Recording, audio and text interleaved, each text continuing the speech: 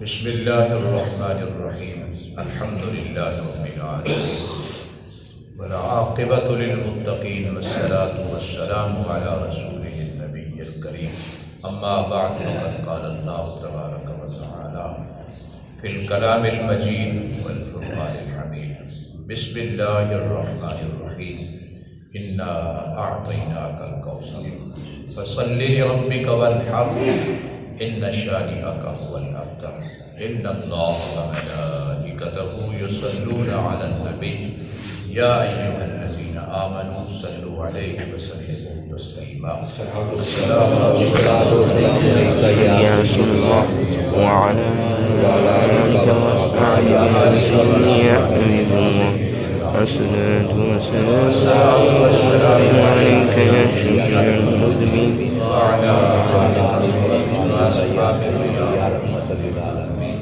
الحمدللہ الحمدللہ الحمدللہ تمام تعریف رب العالمین کے لیے، تمام درود و سلام رحمت للعالمین کے لیے، آپ کی آل پر، آپ کے اصحاب پر اور آپ کی ازواج مطہرات پر کروڑوں درود کروڑوں سلام، صالحین پر اللہ کی برکتیں اور اس کی رحمتیں ہوں۔ اللہ پاک اپنے فضل سے، اپنی رحمت سے ہم سب کی حاضری قبول کرے۔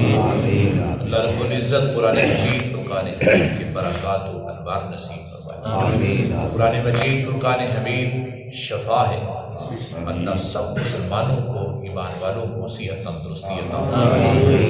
قرآن پاک رحمت ہے، خالق کائنات اس قرآن پاک کی برکت سے ہم سب پر رحمتوں کا نزول فرمائے۔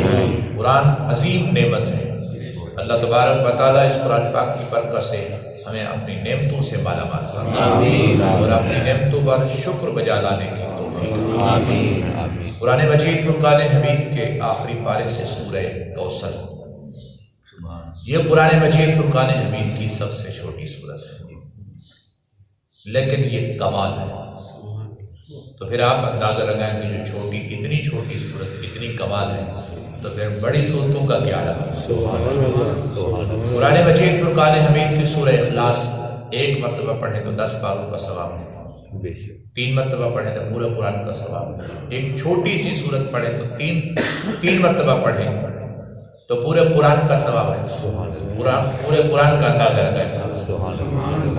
ایک سورت ہے نا، اس کو 3 مرتبہ پڑھنی ہے، سورہ زلزال ہوگی، سورہ اخلاص ہوگی۔ اسی طریقے سے سورہ یاسین کو 1 مرتبہ پڑھیں تو 12 قرآن پاک کا ثواب ہے، تو پھر قرآن پاک کا اپنا کتنا ثواب ہے۔ تو یہ قرآن پاک کی شان ہے اور کمال ہے یہ سورہ مبارکہ جس کا آج ہم سبق سن رہے ہیں۔ اللہ پاک اپنے حبیب کے صدقے، جو اس نے اپنے محبوب کو عطا کیا ہے، کوثر خیر و کثیر، بے حد بے حساب، اللہ ہمیں بھی عطا فرمائے۔ حضور یہ سورہ مبارکہ مصحف کی ترتیب میں 108 نمبر اور نزول کی ترتیب کے اندر اس کا 14 نمبر ہے۔ اس سے پہلے 13 سورتیں نازل ہو چکی ہیں۔ یہ سورہ پاک بھی مکہ المکرمہ کے اندر نازل ہوئی اور اس کا آسان اور تقریباً اتفاق ہے کہ اس کا نزول جو ہے وہ اس وجہ سے ہوا کہ رسول پاک کو دشمنوں نے تانا دیا تھا۔ رسول پاک کو تانا کس بات کا دیا تھا؟ یہ کہ محمد کی اولاد نہیں، بالخصوص محمد کے بیٹے نہیں ہیں، محمد کا بیٹا فوت ہو گیا، لہٰذا محمد ابتر ہو گیا، نسل ختم ہو گئی محمد کی صلی اللہ علیہ وسلم، یہ وہ کہہ رہے ہیں۔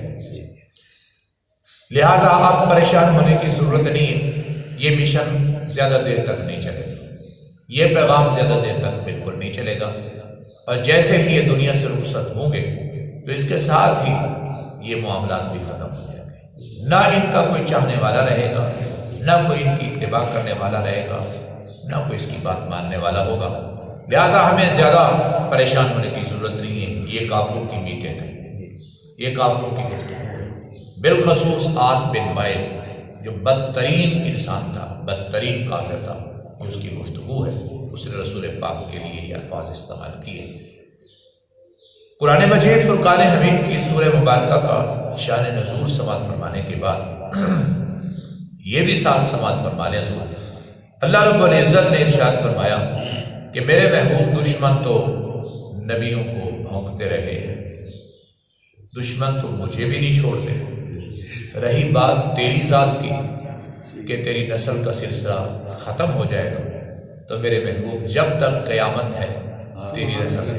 سبحان اللہ، سبحان اللہ، یہ تسلی دی جا رہی ہے، یہ حوصلہ دیا جا رہا ہے کہ میرے محبوب تیری نسل رہے گی، کیونکہ نسل کا تانا دیا نا انہوں نے، تو لہٰذا تیری نسل رہے گی، اور کوئی ایسا شہر، کوئی ایسا علاقہ نہیں ہوگا جس کی نسبت سیدہ کائنات کی ذات کے ساتھ نہیں ہوگی۔ سبحان اللہ، سبحان اللہ۔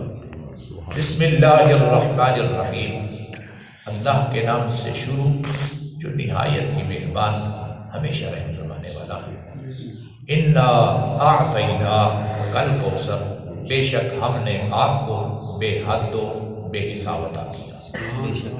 فصل لربک وانحر، آپ نماز ادا کیجیے اپنے رب کے لیے اور قربانی پیش کیجیے اسی کے لیے۔ ان شانئک هو الابتر، بے شک آپ کا دشمن بے نسل ہے۔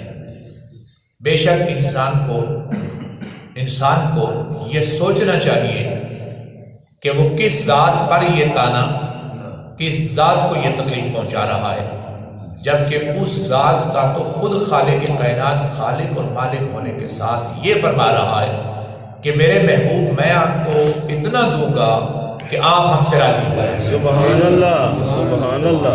یعنی جس ہستی کو، جس شخصیت کو تم نے اذیت پہنچائی ہے، کہ جس کے چہرے پر تم غم لائے ہو، پریشانی لائے ہو، اس کا رب اس کے چہرے پر ہمیشہ خوشی لانا چاہتا ہے، سبحان اللہ، اس کو مسکراتے ہوئے دیکھنا چاہتا ہے۔ ان شانئک هو الابتر، بے شک آپ کا دشمن ابتر ہے۔ قرآن مجید فرقان حمید کی یہ سورہ مبارکہ کوثر، اس کا ترجمہ یہی کیا گیا ہے، کوثر سے مراد بے حد و بے حساب ہے۔ کوثر سے مراد خیر و کثیر ہے کہ اللہ نے آپ کو خیر و کثیر عطا کیا۔ اس کی بہت ساری تفسیر ہے، اپنے وقت کی مناسبت سے اتنا عرض کرنا چاہوں گا کہ وہ یہ ہے کہ اللہ کریم نے آپ کو جو صحابہ دیے ہیں، اتنے صحابہ کسی نبی کے نہیں تھے، وہ بھی اسی کی تفسیر میں ہے۔ اور اللہ پاک نے آپ کو ازواج مطہرات تعداد میں تو زیادہ نہیں دی تھی، لیکن آپ کی ازواج مطہرات کی شان اور ان کی عظمت اور ان کا مقام یہ ہے کہ اللہ کریم خود فرماتا ہے کہ اے نبی کی بیویوں، تم اور عورتوں کی طرح نہیں ہو۔ سبحان اللہ، سبحان اللہ۔ اور رسول پاک کی اولاد، رسول پاک کو اللہ کریم نے ایسی اولاد، ایسی نسل عطا فرما دی ہے، آج بھی موجود ہے، قیامت تک رہیں گے۔ اور اسی طریقے سے رسول پاک کے دین کی بات کی جائے، کوثر سے مراد دین ہے، تو رسول پاک کے دین کے متعلق خود اس نے فرمایا، یہ میں اپنی تقریر کے الفاظ نہیں استعمال کر رہا، اس نے خود فرمایا وَالَّذِي أَرْسَلَ رَسُولَهُ بِالْهُدَى وَدِينِ الْحَقِّ لِيُظْهِرَهُ عَلَى الدِّينِ كُلِّهِ وَكَفَى بِاللَّهِ شَهِيدًا۔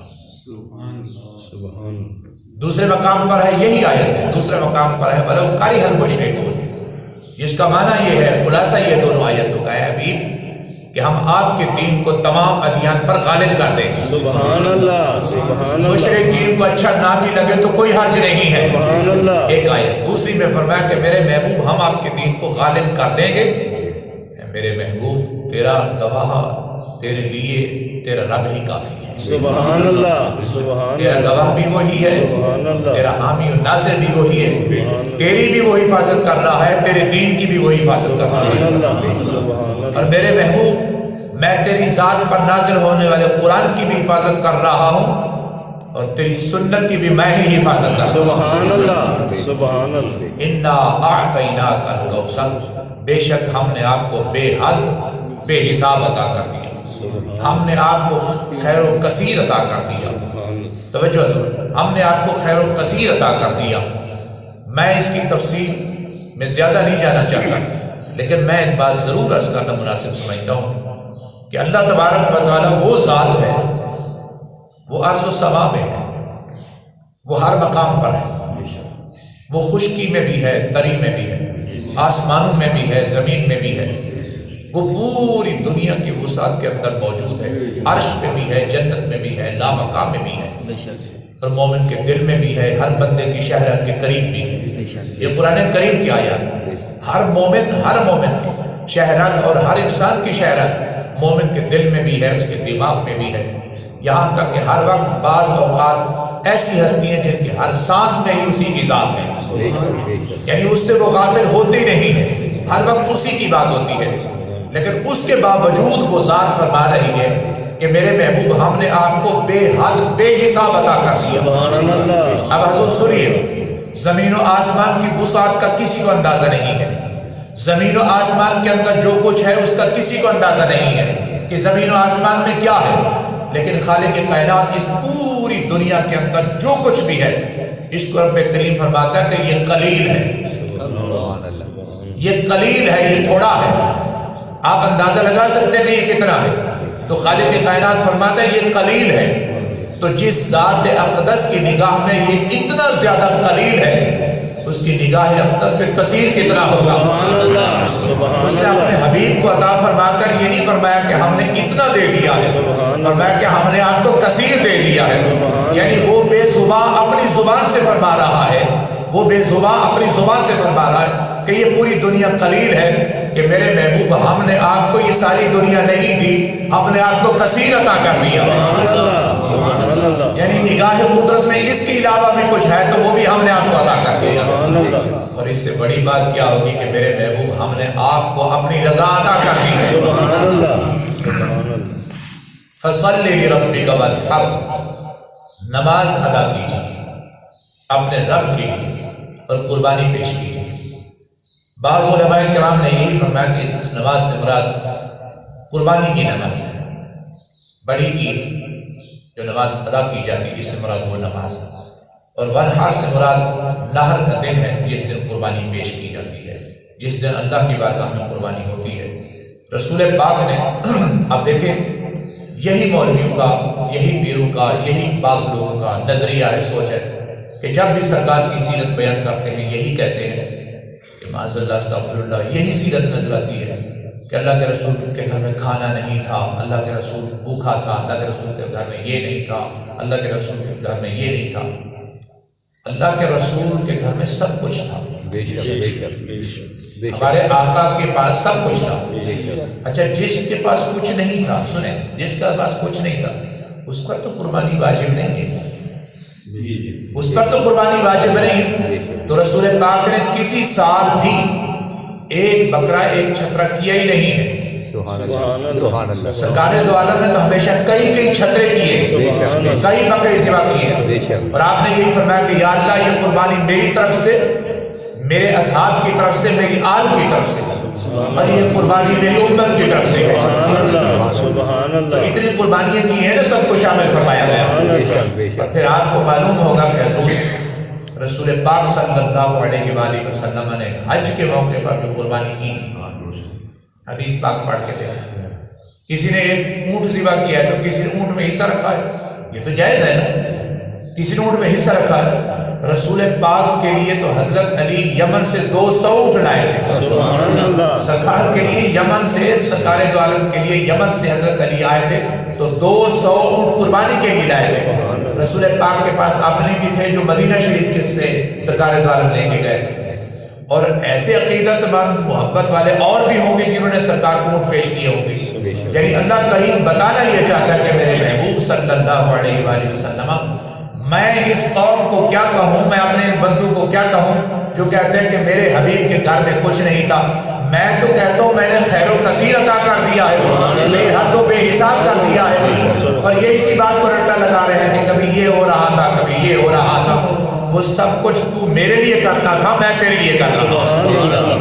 تو بانٹ دیتا ہے، سنیں یہ میرے سے ہے، تو بانٹ دیتا ہے، تو تقسیم کر دیتا ہے، اور میرے محبوب اوروں کا تقسیم کرنا ختم ہو جاتا ہے مگر تیرا تقسیم کرنا اور بڑھ جاتا ہے۔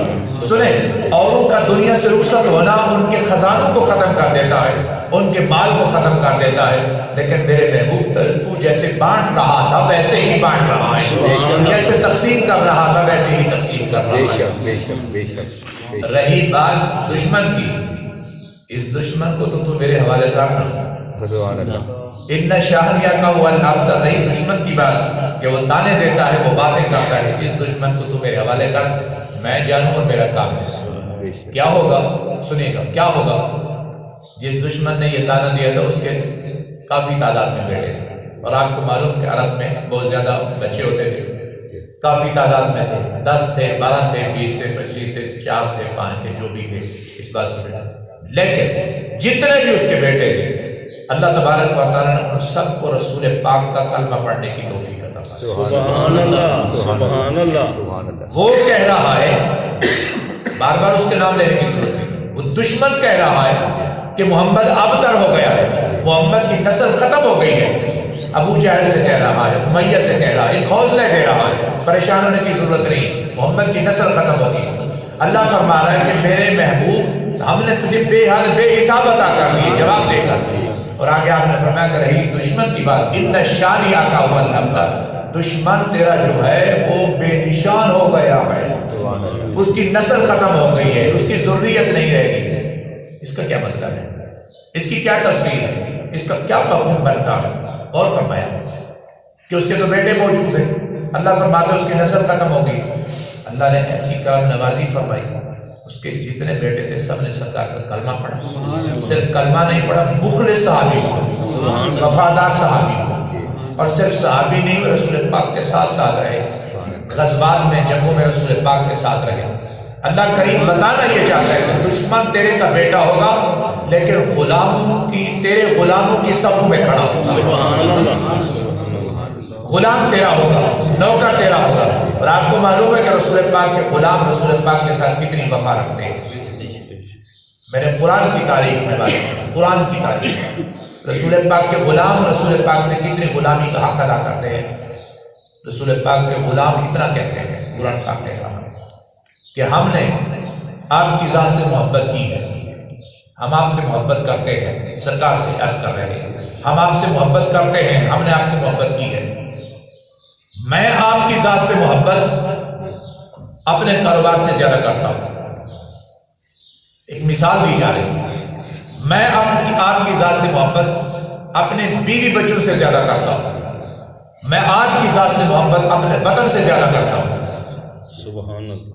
میں وطن سے بھی زیادہ محبت کرتا ہوں، اور میں ہر چیز سے بڑھ کر آپ کی ذات سے محبت کرتا ہوں۔ یعنی جب بھی آپ کا حکم آئے گا تو یہ سب کچھ آپ کے نام پر قربان کروں۔ موقع آئے، موقع ملتے رہے، سرکار چاہتے تو غزوہ تبوک کے لیے بھی ساری کی ساری فوج اوپر سے منگوا لیتے، سرکار چاہتے سارا کا سارا اسلحہ بھی اوپر سے آ جاتا، سارے انتظامات ہو جاتے، لیکن رسول پاک نے غلاموں کو لیا، رسول پاک نے غلاموں کو لیا، اور غلاموں نے ساتھ جا کر یہ واضح کر دیا وطن بھی آپ پر قربان، سبحان اللہ، مال بھی آپ پر قربان، اولاد بھی آپ پر قربان، رہی جان تو یہ بھی آپ پر قربان۔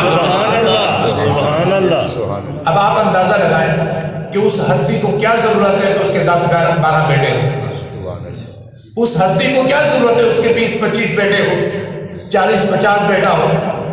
اللہ تبارک و تعالیٰ سرکار کو 100 بیٹا بھی دے دیتا، آخرکار دنیا سے رخصت ہو جاتے، لیکن اللہ تبارک و تعالیٰ نے 100 تو نہیں دیا، بہت کمال کا جملہ، 100 تو نہیں دیا، 200 450 بیٹے نہیں دیے، لیکن خالق کائنات نے ایک کوثر عطا فرما دی، سبحان اللہ۔ اور کوثر عطا فرما کر خالق کائنات نے اس کی نسل کو، اس کی اولاد کو قیامت تک کے لیے باقی رکھا۔ سبحان اللہ، سبحان اللہ۔ دشمن ایڑی چوٹی کا زور لگاتے رہے، دشمن ایڑی چوٹی کا زور لگاتے رہے، رسول پاک کی ذریت کو ختم کر دیا جائے، رسول پاک کی اولاد کو ختم کر دیا جائے، اور یہاں تک کہ میں نام نہیں لینا چاہتا، اس لیے نہیں دے رہا کہ میں ڈرتا ہوں کسی سے، بلکہ میں اس لیے دے رہا ہوں کہ میں پاک ہستیوں کو تذکرہ کر رہا ہوں، اس کے نام لینے کی ضرورت نہیں ہے۔ جس نے امام پاک کو، امام علی مقام امام حسین علیہ السلام کو شہید کیا تھا، اور اس وقت جب اس کی محفل میں، اس کے شہنشاہی ماحول کے اندر یہ گفتگو ہو رہی تھی کہ دیکھو اسی کی آج نوبت بچتی ہے، اسی کی آج حکومت ہے، اسی کی شہنشاہی ہے، اسی کا تخت ہے، اسی کی ٹھاٹ بھاٹ ہے، اسی کے لیے کرو فر ہے، یہاں تک انہوں نے قرآن پاک کی یہ آیت پڑھ دی، انہوں نے پڑھ دی، دشمنوں نے پڑھ دی، آل رسول کے دشمنوں نے پڑھی، اللہم مالک الملک تؤتی الملک من تشاء وتنزع الملک ممن تشاء وتعز من تشاء وتذل من تشاء بیدک الخیر. انہوں نے اشارہ کیا باقاعدہ طور پر عزت اللہ نے ہمیں دی ہے، آپ کو نہیں دی. اس وقت رسول پاک کا بیٹا موجود تھا جس کا نام تھا زین العابدین، جس کو امام سجاد کہا جاتا ہے. اصل نام ہے علی بن حسین، علی بن حسین بن علی، علی بن حسین بن علی. اور حسین کو کتنا اپنے باپ کے نام پر فخر تھا، سبحان اللہ. اپنے بیٹوں کے نام بھی علی رکھے. اور میں آج آپ کو تاریخی بات کر رہا ہوں، تاریخی بات کر رہا ہوں، کمال کی بات کر رہا ہوں. میں نے آج تک یہ بات نہیں کی. علی میرے بیٹے کا نام بھی ہے، علی آپ کے بیٹے کا نام بھی ہے. علی بہت نام ہے، سنیں، علی بہت نام ہے.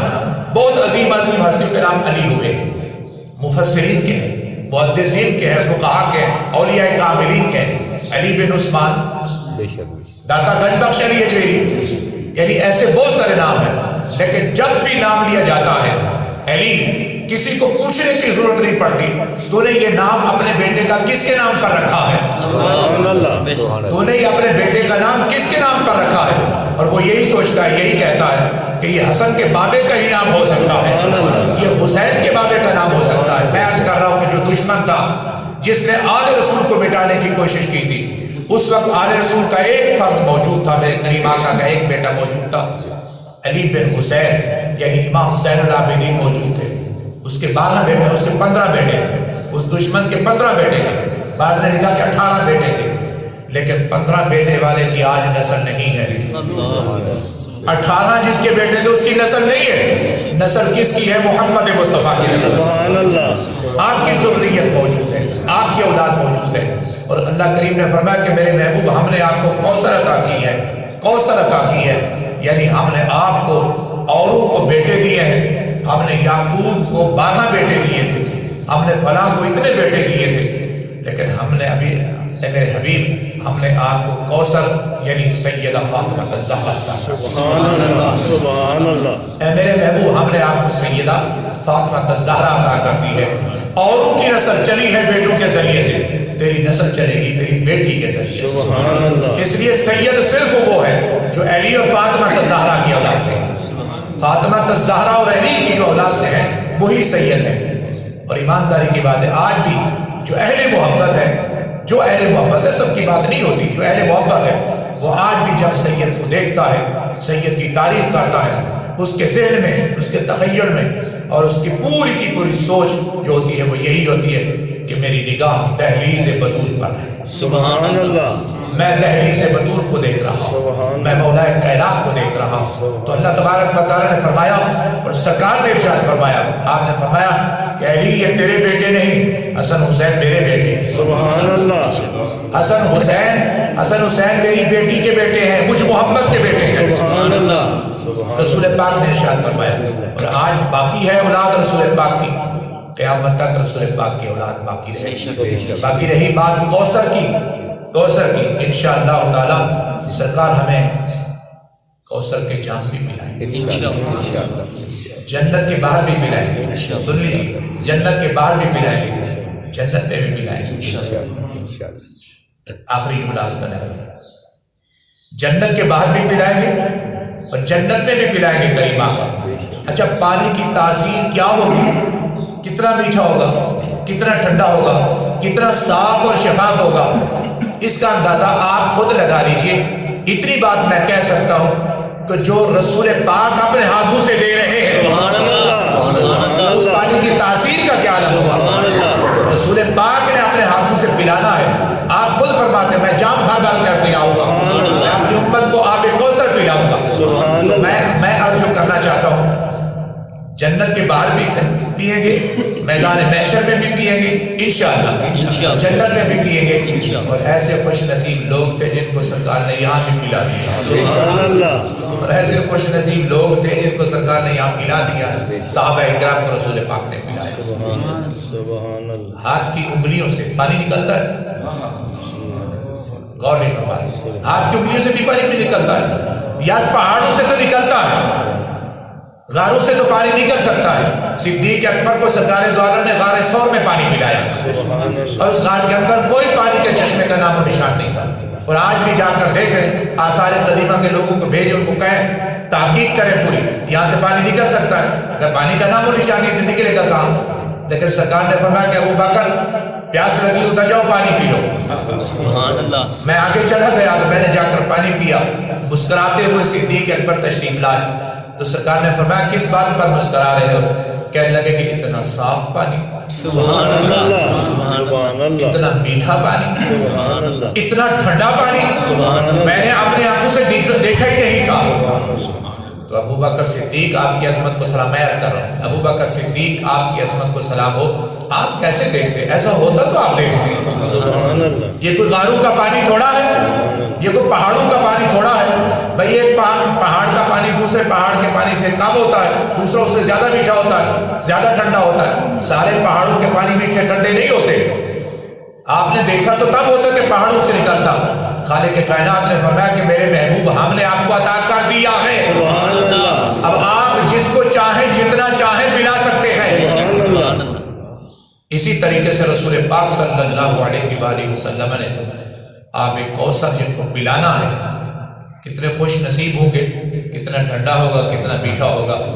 لیکن میرے خیال میں، حضور توجہ، میرے خیال میں پانی پینے والے اشاق پیالے کی طرف تو کم دیکھیں گے، سبحان اللہ، سبحان اشاق پیالے کی طرف تو میرے خیال میں کم دیکھیں گے، اور پانی کی طرف بھی کم نگاہ ہوگی، یوں ہی نگاہ کر کے مصطفیٰ کریم کے چہرے کو ہی دیکھتے ہیں۔ سبحان اللہ، پلا اور پلا، سبحان اللہ، پلا یا نہ پلا تو میرے سامنے رہے، بس میری پیاس بجھ گئی ہے۔